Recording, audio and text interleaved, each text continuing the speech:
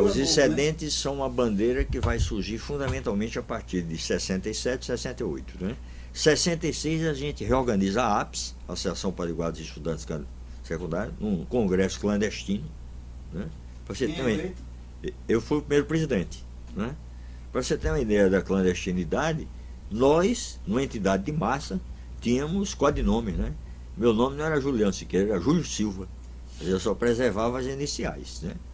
Então, o Luciano tinha outro nome também, o Silvério tinha outro nome, o Cezildo tinha outro nome. Quer dizer, isso numa entidade de massas. Quer dizer, o grau da repressão era violentíssimo. Porque além do AI-5, né? Aliás, não tinha chegado o AI-5 ainda, o AI-5 é dezembro de 68, mas já tinha AI-1, AI-2, AI-3 e tal, né? Nós tínhamos os nossos atos próprios, os atos institucionais direcionados ao movimento estudantil, como a Lei Suplicy e o Decreto Aragão, né? Que eram a expressão do fascismo nas universidades e nas escolas. Os diretórios tinham se acabado, a eleição não podia ser mais direta, as eleições eram indiretas, então uma série de coisas. Então nós começamos aí acabando com isso. Por exemplo, no Ateneu, em 1967, nós derrotamos a Lei Suplicy e o Decreto Aragão e elegemos Cezildo Câmara presidente pelo voto direto, com quase 80% dos votos, né? Uma votação assombrosa. Nós tivemos 702 votos sobre o segundo colocado. Quem está concorrendo contra você? Bosco Teixeira, que depois ingressou no Partido Comunista Brasileiro Revolucionário. E à época era um candidato apoiado pela JEC, Juventude Estudantil Católica, né? Que era dirigida aqui por um padre chamado Antônio Costa, salvo engano. Padre Costa, né? Dom Costa. Dom Costa, exato. Bom, esse negócio de Dom é para católica, não entendo muito dessa linguagem, não. Eu sei que era um padre chamado Antônio Costa, né? Que orientava esse pessoal para impedir o avanço dos comunistas entre os estudantes. Mas a gente ganhou disparado lá, né? E no Miguelinho, o nosso candidato foi o Anchieta Jacome, né? Do Miguelinho, que depois ingressou no Partido Comunista e tal. E nós tivemos candidaturas vitoriosas em quase tudo. Quer dizer, o movimento secundarista... Vocês já estavam articulando fora de Natal também já, né? Sim, aí já tínhamos contatos em Santa Cruz, em Currais Novos, em Caicó, no Vale do Açu. Por exemplo, no Açu, nosso grande contato inicial foi José Wilton Germano, que estudava no Ateneu, na minha turma, do clássico, mas tinha os contatos do Vale do Açu. Mossoró nós já tínhamos Luiz Alves, Cláudio Gugel, o falecido Zé Gugel, o Tarcísio Gugel, que foi um grande militante também naquela época, né? E os velhos do movimento operário que reuniam conosco, o Cesário, o Vivaldo Dantas, o Paulista, o Joel Paulista, o Guilherme, esse pessoal todo. Nós tínhamos também Ceará Mirim, né? Tinha um pessoal bom de Ceará Mirim, quer dizer, nós já éramos, a APES tinha um presidente e um vice-presidente de Natal e tinha 10 vice-presidentes representativos de regiões do interior do estado. Aí nós já tínhamos uma articulação não apenas municipal e estadual, mas nós já tínhamos, neste momento, uma articulação regional. Nós já temos reuniões em Recife.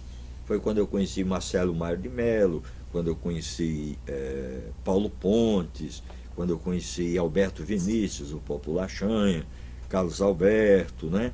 Esse pessoal todo que a gente conheceu em reuniões que... Normalmente as reuniões eram feitas no Recife, que reuniam gente de Fortaleza até Salvador. Então era uma espécie de congressos regionais para reorganizar o UBS. A gente reorganizou... Tudo termina em Ibiúna. Ibiúna vai ser Essas articulações acabam... aí a nível universitário, né? Porque na UB, a UB não teve a sua Ibiúna, né? Porque até não tinha a expressão da UNE. Mas o primeiro congresso da UBS, a delegação do Rio Grande do Norte, não conseguiu passar da Avenida Brasil, né? E um companheiro da nossa delegação, muito zeloso de suas convicções ideológicas, resolveu botar na sua desgraçada mochila um livro de Lenin e um livro de Marx. Então não teve como... todo mundo que ia no ônibus foi preso. Quer dizer, o pessoal não tinha culpa nenhuma, mas para dizer quem era aquela mochila, porque ele botou a mochila lá na frente e sentou lá atrás. E foi todo mundo parar no DOPS do Rio de Janeiro. Então a delegação do Rio Grande do Norte quase que assiste o congresso todo no DOPS. Depois soltaram a gente e deram umas tapas, umas coisas e tal. E foi feita uma direção de conchavo, né? Com a maioria da AP, nacionalmente eles eram maioria. O peso do Nordeste do PCB levou alguns isso, tanto que eu fiquei como vice-presidente da UBS para o Nordeste, e alguns companheiros da Quarta Internacional, acho que um ou dois também entraram na direção nacional da UBS, principalmente o pessoal do Ceará, onde a Quarta Internacional tem alguma expressão. A fração bolchevique trotskista era até um racha, né, do PORT. Mas ainda tinha o Mário Albuquerque, aquele pessoal todo, né? E quando eu via aqui para o Rio Grande do Norte, chegava para mim e dizia, eu vou reunir com o pessoal do partido. E eu sabia que o pessoal do partido era só uma pessoa, era só Meri, né? Mas ele saía todo arrumado. Ele ia para a casa do estudante, ficava no nosso aparelho, né? E ia para uma reunião, coisa de trotskista mesmo, né? Reunir com o pessoal do partido. E o pessoal do partido, aí a gente seguia uma vez, Rua Pudi, aí era a casa da minha tia, era Meri. O pessoal do partido era Meri, né? Que tinha acabado de sair da prisão, era até um atentado às normas de segurança. O cara sai da prisão e chamar para uma reunião, né? Isso aí é o tipo da coisa que nos pode fazer. Mas, quer dizer, o golpe nos pegou de surpresa, não apenas no Brasil, mas também no Ateneu, destruiu o imenso projeto cultural que nós estávamos construindo, né? As nossas bibliotecas, o nosso diretório estava com uma biblioteca maravilhosa, que quando Cezildo assumiu, quando a gente reorganizou, a partir de 66, 67, nós refizemos a biblioteca Graciliano Ramos. E lá botamos obras de Marx, de Engels, de Lenin, de Mao Tse Tung, de Che, de Stalin, de Fidel, etc., né? E quando veio o AI-5 e a desgraça geral, todo mundo preso na véspera do Natal de 68, eu escapei porque eu tinha ido para o aniversário de uma prima minha, por sinal Dula, que é do dia 23 de dezembro, e a gente bebeu até um pouco mais tarde. Eu fui dormir na casa do Djaí Dantas Pereira de Macedo, que morreu de uma forma infeliz, né, num desastre de moto, ali perto da Barreira do Inferno. E quando chego no Ateneu, nós tínhamos uma reunião marcada. Algumas pessoas me olharam como se estivesse vendo Satanás. Aí um teve coragem de se aproximar do cão, né? Aí chegou para mim e disse, o que é que você está fazendo aqui? Eu disse, eu vim para uma reunião. Eu disse, rapaz, foi todo mundo preso ontem de noite, né?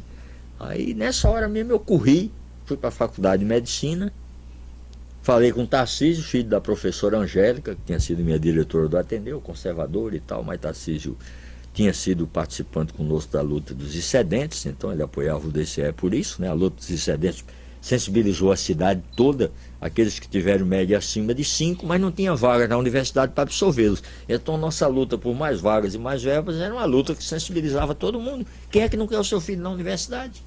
Principalmente no estado que naquele tempo tinha 10 unidades da universidade e tinha no total 2.000 universitários no Rio Grande do Norte. Tanto que a massa do movimento estudantil era de secundaristas. Mas desses 2.000 universitários, 200 participavam ativamente do movimento. Eram militantes do movimento. Agora, Juliano, pouco antes, eu vou pegar dois aspectos. Primeiro, um dos documentos que a gente pegou aí sobre a questão da universidade, no depoimento de Onofre Lopes, ele disse que está tudo muito bem até a chegada da Univolante. Conta aí como é que foi esse processo que começou esse desgaste. É uma prova cabal de que o falecido ex-reitor, quase que feitor, né, da Universidade Federal do Rio Grande do Norte, que ele era dono da universidade, né? O processo de escolha, ninguém sabe qual era uma coisa, era tipo capitania hereditária, né? Donatário, né? Leonardo Mariz deu a tarefa para ele, ele cumpria e tinha apoio. Chegou até, inclusive, a universidade foi federalizada por João Goulart, quando o ministro da Educação era Júlio Sambaqui, né? E o Jango era um homem tão aberto, tão conciliador, esse é o termo exato mesmo, né? Que não exigiu nem alterações no comando da universidade aqui. Porque até então os professores universitários sequer tinham salários. Eles recebiam uma gratificação natalina. A universidade era o Ateneu, né? Na prática. Todo mundo saiu do Ateneu para fazer a universidade. Papai mesmo fundou 3 faculdades: farmácia, odontologia, filosofia e letras e artes. Quer dizer, aí outros saíram para fundar direito, medicina, isso e aquilo, né? A de medicina, os integralistas tomaram conta, né? O papai era da área de saúde, teve que ir para a farmácia, odontologia, Vulpiano foi vetado, etc. Agora, nesse meio tempo, aconteceram coisas aqui na Agora, veja bem o seguinte, essa declaração, agora respondendo a tua pergunta, a Univolante, A Univolante existiu antes do golpe militar, através do CPC. O que existia de relacionamento nosso com a Uni, depois do golpe militar, e quando a gente organizou o movimento a partir de 66, eram contatos absolutamente clandestinos, né? Vinha um companheiro da direção nacional da Uni, ou às vezes vinha um companheiro do nosso partido, da nossa organização, que era da fração universitária ou da fração secundarista, para definir a política, para preparar a eleição de delegados para um encontro regional, ou para um congresso, ou para um seminário e tal. Então, ele dizer que tudo ia bem, não, tudo ia bem até que nós nos reorganizamos aqui, e a partir da nossa reorganização aqui, nós fizemos contato com o resto do país. Mas a reorganização do movimento aqui no Rio Grande do Norte, ela não aconteceu de fora para dentro. Obviamente que o de fora para dentro, o que é que foi? Foi o Comitê Central do Partido Comunista ter mandado um quadro para vir morar aqui, um companheiro que foi inclusive deputado estadual no Ceará e que era ferroviário, cujo nome eu só vim conhecer depois na prisão de Itamaracá, chegou aqui com o nome de Renato, quando na verdade o nome dele era Francisco Pereira, né? Foi companheiro de prisão também do Luciano, do Maurício Anísio, uma série de camaradas. Então, esse companheiro veio aqui com a tarefa de reorganizar o partido, né? A AP recebia pessoas, eram quase todos mineiros, né? O pessoal da Ação Popular, o pessoal do grupo do Josafá, inspirado no Betinho, nos irmãos, né? Principalmente Betinho, né? O Enfio e o mais jovem nem tinha tempo para participar, que era músico, né? A grande figura que faleceu também. E o Betinho era a grande cabeça da AP, né? Era um braço direito no começo do Frei Carlos Josafá, depois ficou à esquerda do Frei Carlos Josafá e tal, mas ainda mantendo boas relações. E o Rio Grande do Norte tem uma figura importantíssima no esquema da AP, que era o Dorian Jorge Freire, o moçoroense, né? Que era um dos principais colunistas do Brasil Urgente, que era o jornal da AP, né? Então não tem essa história do Onofre, uma revelação da sua mais profunda ignorância, inclusive nesse campo, né? Porque ele era ignorante de várias outras questões, mas nessa então era extremamente ignorante. Então ele não sabia, o movimento se organizou como se organiza todo movimento revolucionário, né? Todo movimento de contestação à ditadura. Então não foi apenas no Rio Grande do Norte, isso aconteceu no Brasil todo. Então quando mataram Edson Luiz no Rio de Janeiro, o que é que aconteceu aqui para nós? Aconteceu a surpresa. A gente se preparou para 2.000 pessoas e tinha 20.000 pessoas na rua. Quando o pessoal ainda estava saindo da antiga catedral, já tinha gente chegando no DCE ali na Deodoro com a Zé Pinto. Você imagina a quantidade de pessoas. E a gente tinha uma visão tão excessivamente realista, né, das nossas forças, que a gente solicitou à Prefeitura Municipal de Natal.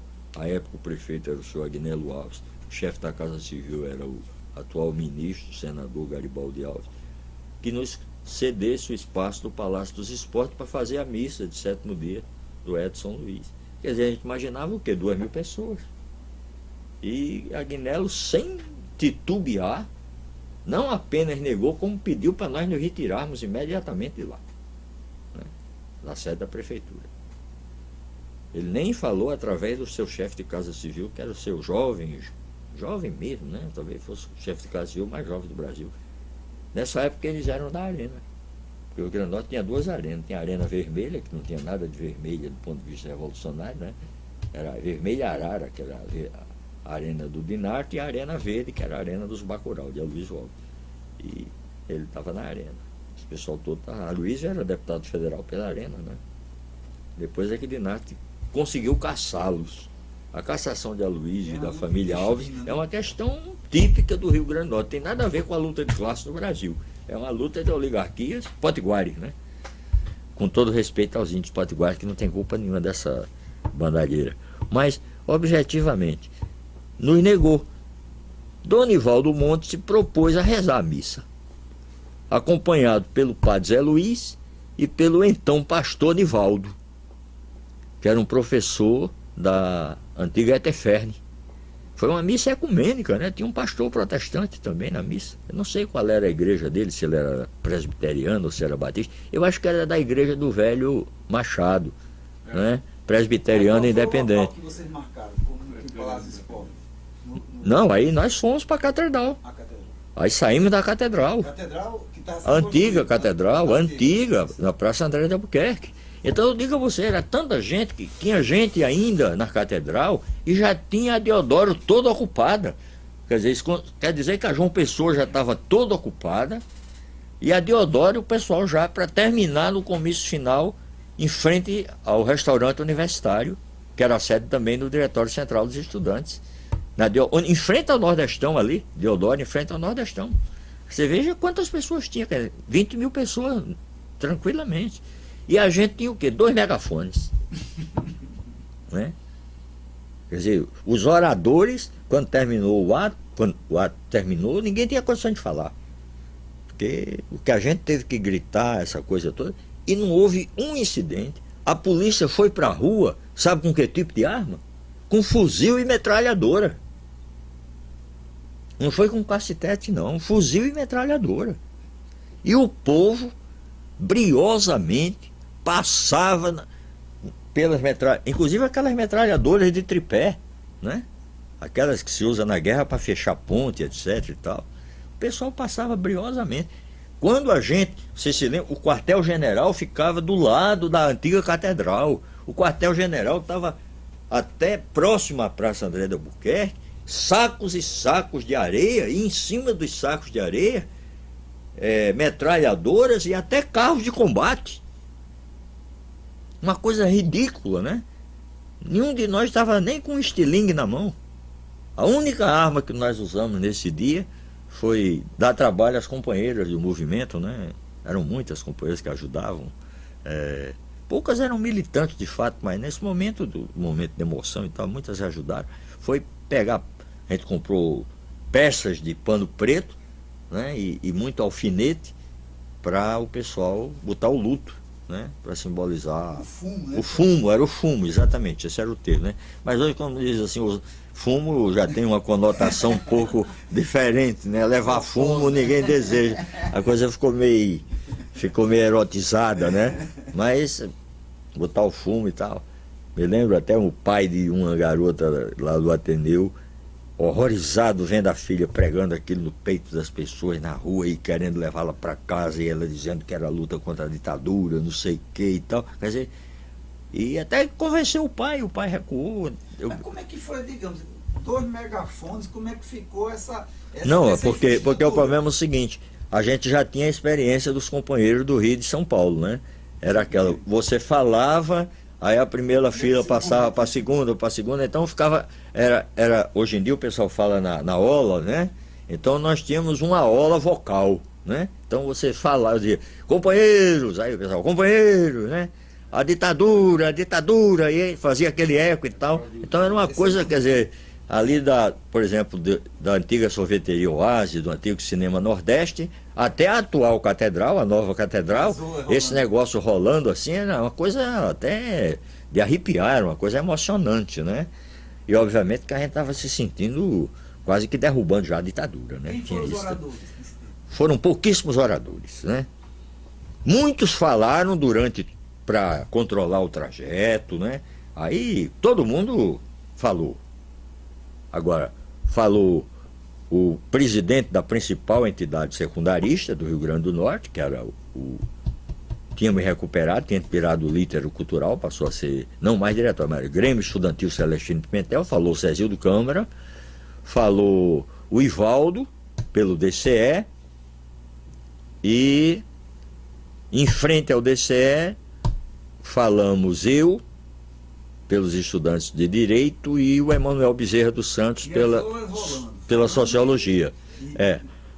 Exatamente. Agora, durante o trajeto, Hermano Paiva, Geleno Guanabara, Ivaldo Caetano, Emanuel, eu, Luciano, Silvério, Silvestre, François, todo o pessoal, os megafones revezando, e a gente com palavras de ordem, povo organizado derruba a ditadura, você que é explorado não fica aí parado, seu filho, tal, omissão é traição, mataram Edson, amanhã pode ser você, não deixe isso acontecer, um povo unido, um povo forte, não teme a luta, não teme a morte, aquelas palavras de ordem toda. Então, Isso aí o pessoal, éramos mais ou menos uns 50, né, nesse tipo de locução.